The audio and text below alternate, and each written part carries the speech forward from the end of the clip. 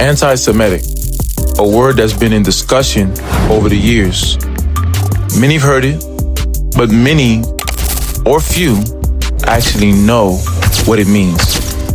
Anti-Semitism is a certain perception of Jews, which may be expressed as hatred toward Jews. Rhetorical and physical manifestation of anti-Semitism. Wait a minute, is that historically accurate or is that propaganda? Propaganda is not just about what people are told. It's also about what they're not allowed to say. The moment you say something as simple as the Jews control the media and the movie industry, which is historically documented, you're hit with the label anti-Semitic.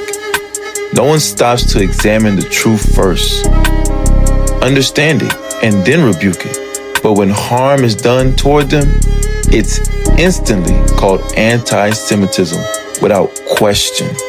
And the righteous are made to look as villains in the eyes of the world when they speak about the ungodly practices of the world leaders and its Israeli counterparts who spearhead the demonic activity that is destroying this world today.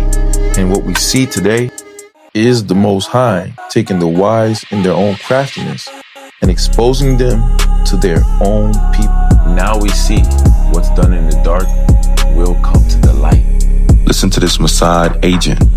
What they do, because I used to ask them to do it. I mean, when I was in the Mossad, and we had a guy that gave us problems in the U.S., and he was speaking out, and he was talking like Pete talked once and said, Israel is bombing Lebanon with cluster bombs. We say, hey, who's that guy? You know, Pete Makaki, we used to call him. Yeah, which is Pete the cockroach. Because he makes a lot of noise and you can't get rid of him.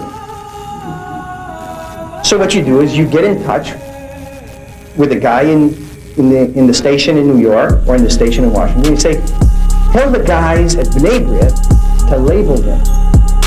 And of course the campaign starts, and before you know it, the guy's labeled.